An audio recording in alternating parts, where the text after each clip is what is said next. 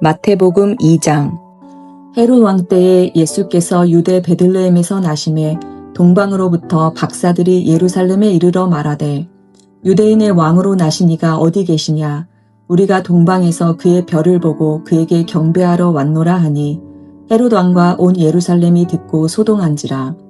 왕이 모든 대제사장과 백성의 서기관들을 모아 그리스도가 어디서 나겠느냐 물으니 이르되 유대 베들레헴이오니 이는 선지자로 이렇게 기록된 바 또 유대 땅 베들레헴아 너는 유대 고을 중에서 가장 작지 아니하도다. 내게서 한 다스리는 자가 나와서 내 백성 이스라엘의 목자가 되리라 하였음이니이다. 이에 헤롯이 가만히 박사들을 불러 별이 나타난 때를 자세히 묻고 베들레헴으로 보내며 이르되 가서 아기에 대하여 자세히 알아보고 찾거든 내게 고하여 나도 가서 그에게 경배하게 하라. 박사들이 왕의 말을 듣고 갈새 동방에서 보던 그 별이 문득 앞서 인도하여 가다가 아기 있는 곳 위에 머물러 서 있는지라. 그들이 별을 보고 매우 크게 기뻐하더라.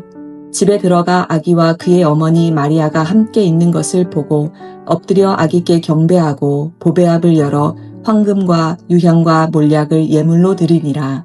그들은 꿈에 헤롯에게로 돌아가지 말라 지시하심을 받아 다른 길로 고국에 돌아가니라. 그들이 떠난 후에 주의 사자가 요셉에게 현몽하여 이르되 헤롯이 아기를 찾아 죽이려 하니 일어나 아기와 그의 어머니를 데리고 애굽으로 피하여 내가 내게 이르기까지 거기 있으라 하시니 요셉이 일어나서 밤에 아기와 그의 어머니를 데리고 애굽으로 떠나가 헤롯이 죽기까지 거기 있었으니 이는 주께서 선지자를 통하여 말씀하신 바 애굽으로부터 내 아들을 불렀다 함을 이루려 하심이라. 이에 헤롯이 박사들에게 속은 줄 알고 심히 노하여 사람을 보내어 베들레헴과 그 모든 지경 안에 있는 산의 아이를 박사들에게 자세히 알아본 그때를 기준하여 2살부터 그 아래로 다 죽이니 이에 선지자 예레미야를 통하여 말씀하신 바 라마에서 슬퍼하며 크게 통곡하는 소리가 들리니 라헬이 그 자식을 위하여 애곡하는 것이라. 그가 자식이 없으므로 위로받기를 거절하였다 함이 이루어졌느니라. 헤롯이 죽은 후에 주의 사자가 애굽에서 요셉에게 현몽하여 이르되 일어나 아기와 그의 어머니를 데리고 이스라엘 땅으로 가라. 아기의 목숨을 찾던 자들이 죽었느니라 하시니 요셉이 일어나 아기와 그의 어머니를 데리고 이스라엘 땅으로 들어가니라. 그러나 아켈라오가 그의 아버지 헤롯을 이어 유대의 임금됨을 듣고 거기로 가기를 무서워하더니 꿈에 지시하심을 받아 갈릴리 지방으로 떠나가 나사렛이란 동네에 가서 사니 이는 선지자로 하신 말씀에 나사렛 사람이라 칭하리라 하심을 이루려 함이러라.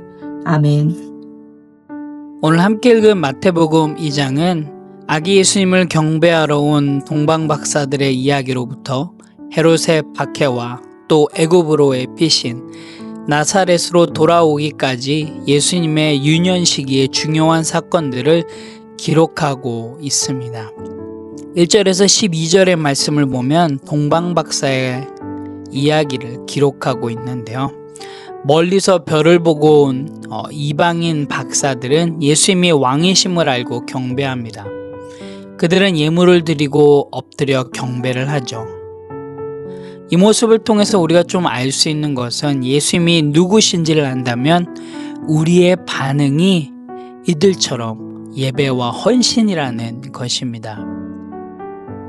박사들은 예수님을 찾아 경배하고 또 황금과 유향과 몰약 이 3가지의 예물을 바칩니다.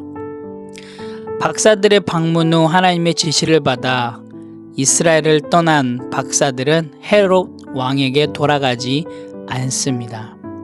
헤롯은 박사들이 돌아오지 않자 베들레헴과 그 모든 지경에 2살 이하의 아이들을 모두 죽이는 끔찍한 명령을 내립니다. 여러분, 이 사건은 우리가 예레미야를 읽으면서 알 수 있었는데요. 예레미야의 그 예언이 성취되는 그 사건을 기록하고 있습니다. 이 베들레헴의 모든 아기들을 죽이는 이 장면들을 통해서 우리가 볼 수 있는 것은 인간의 죄성, 그리고 세상의 권력과 하나님의 나라가 충돌하고 있음을 우리가 살펴볼 수 있습니다.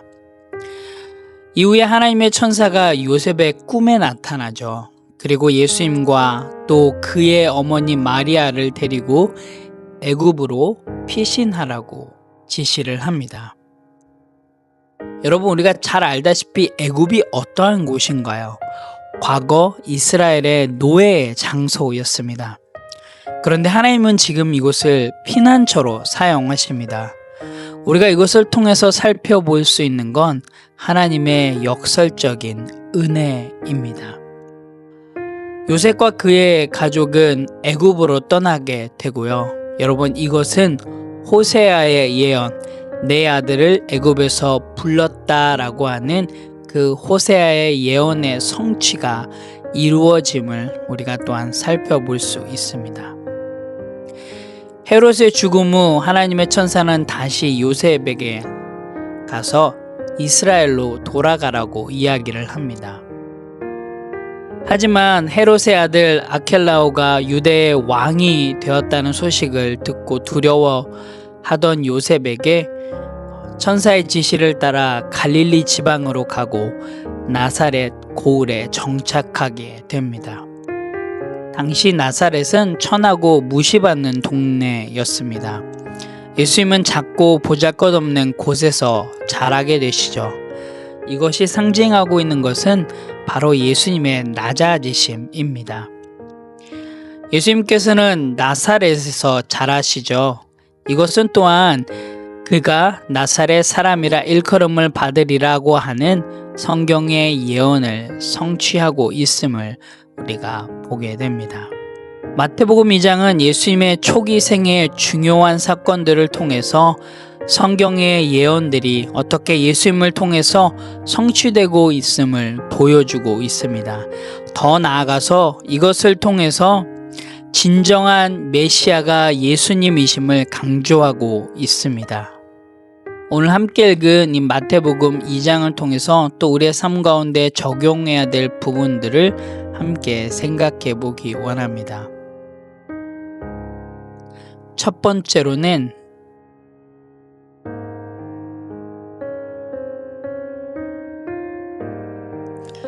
하나님의 말씀에 민감하게 반응하자입니다. 오늘 요셉은 하나님께서 천사를 통해서 말씀하실 때 그 말씀에 즉시 순종했습니다. 하나님께 이해를 요구하지도 않았고요. 하나님께서 말씀하신 대로 그 말씀에 순종하며 나아감을 보게 됩니다.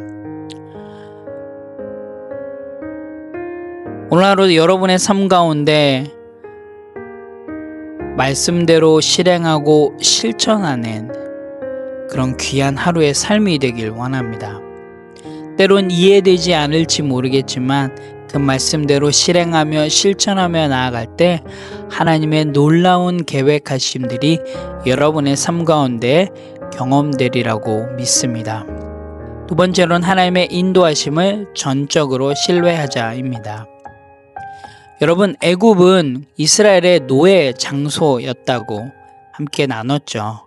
하지만 하나님께서는 이곳을 피난처로 사용하셨습니다. 요셉과 그의 가족이 애굽으로 피신했지만 결국 그곳에서도 하나님의 놀라운 계획이 있음을 보게 됩니다. 여러분, 혹시나 지금 여러분의 삶 가운데 이해되지 않는 상황 가운데 거한다 할지라도 여러분, 하나님께서 여러분의 삶을 보호하고 계심을, 그리고 하나님의 계획 가운데 여러분이 있음을 여러분 꼭 기억하시는 그런 하루가 되시기를 바랍니다. 오늘 하루도 마태복음 2장을 통해서 주신 그 하나님의 놀라운 은혜를 기억하시면서 말씀대로 실행하고 실천하며 나아가는 그런 건강한 성도의 삶이 되시기를 간절히 기도합니다. 함께 기도하겠습니다. 하나님, 참 감사합니다. 오늘도 마태복음 2장 말씀을 통해서 하나님의 놀라운 은혜를 저희들의 삶 가운데 허락해 주셔서 감사합니다. 하나님, 세상의 왕처럼 권력을 붙잡고 두려워하는 헤롯의 모습이 혹여나 우리 가운데 있다면 하나님 깨트려 주시고 정말 하나님의 말씀에 순종하며 나아가는 저희들 되길 원합니다. 때론 이해할 수 없는 현실, 그리고 고난, 기다림의 순간들 속에서도 하나님의 계획 안에 있음을 하나님 저희들 믿고 나아가는 건강한 성도의 삶이 되길 원합니다. 그래서 정말로 날마다 삶 속에서 그리스도의 향기를 품고 살아갈 수 있도록 하나님 저희들 인도하여 주시옵소서.